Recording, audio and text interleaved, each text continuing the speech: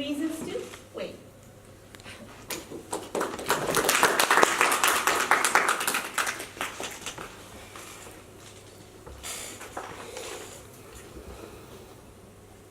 Good evening, fellow Toastmasters, ladies and gentlemen. Good evening.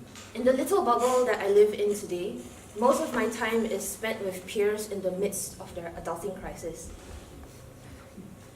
Most of the time feeling pressured to fit into specific standards that our society has set for us. To us, that means that we have to look our best all the time.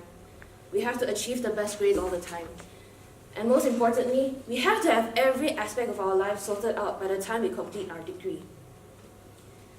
Now, needless to say, these thoughts pressure us a lot, worry us a lot. And thus, when I stumble and make a mistake, I'll stop and think, this is it. One more mistake, and I'm a failure to everyone's eyes. Why do people still care for me when I've made so many mistakes? How can I learn to love myself when I have so much imperfections? And so with that, maybe it's time for us to know 2 reasons why we should stay true to ourselves. Firstly, following by society's expectations can lead us to worry. And when we worry, it brings us negative effects, especially into our brain. Now, a study conducted by the Journal of Clinical Psychology studied the effects of worrying on their categorizing abilities. What they found out was that people who worry 50% of the time or more tend to have significant disruption in their categorizing abilities. How does this relate to us, or relate to my own life? Earlier on this year, I took on a 6-month internship as a social media manager turned assistant event planner at a local creative company.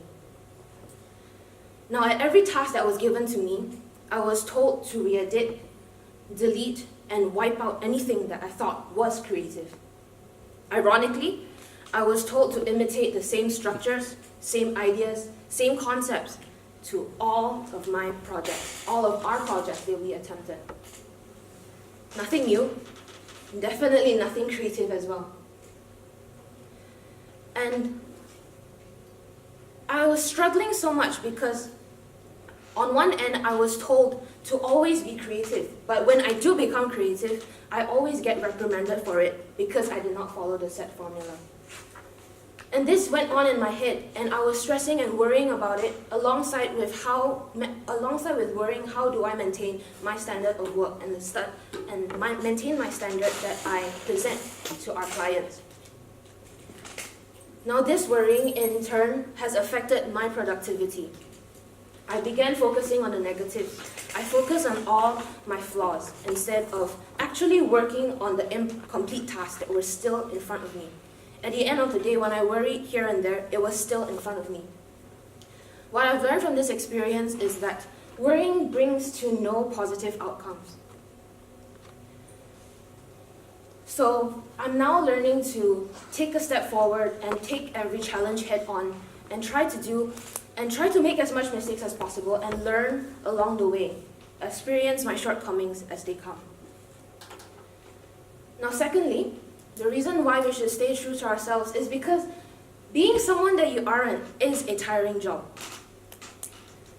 Imagine having to wake up every morning thinking what to wear just so you can get praises from everyone. And that praise is forgotten 5 minutes after it's mentioned. Imagine having to take subjects that you hated just so your parents have something to brag about to your relatives at family events. Imagine having to wake up every morning, having to put up a facade just so you don't feel that everybody thinks you're a walking mistake. And personally, I've experienced that a lot. Growing up as a people pleaser, I've always believed that other people knew me better than I knew myself. I entered the science stream because everybody thought the doctor role suited me best, when all I wanted to do was to jump into the world of international relations.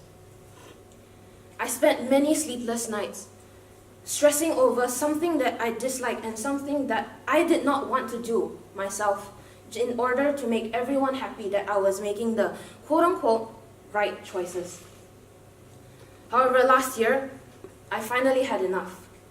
I finally stood my ground and applied for what I wanted to do. And life has never been better than I'm now pursuing what I love to do instead of what others tell me what I should do. I no longer have to wake up every morning and fake an image through the day. I no longer have to fear that I am actually a walking mistake because I know what I want to do and I know what I want to pursue. Life has been better in the sense that ever since I started pursuing what I love, there's so many things that support me along the way, supplement my end goal. And I feel that to be yourself is to be yourself is something that's very comfortable and something that we should all try to be. So ladies and gentlemen, for those of you who are always following by societal norms, and you can't break out of that cycle, but you wish to, maybe we can stop and think. Maybe we should think of it this way. The way that we stay true to ourselves is to learn how to love yourself. At the recent Youth 2030, the UN Youth Strategy, at the recent United Nations General Assembly, UN Goodwill Ambassadors and global music group BTS took the stage to advocate for self-love. Okay. As the group leader, RM says, and maybe I made a mistake yesterday, but yesterday's me is still me. Today, I am who I am with all of my faults and my mistakes. Tomorrow, I might be a tiny bit wiser, and that'll be me too. These faults and mistakes make up the brightest stars in the constellation of my life. I've come to love myself for who I am, for who I was, and for who I hope to become. So ladies and gentlemen, 2 reasons why we should stay true to ourselves. 1, worrying brings about negative outcomes. 2, being someone else that you aren't is just tiring. And instead, we should learn how to love ourselves so we can be true to ourselves. And with that, I shall bring the floor back to Tzyy.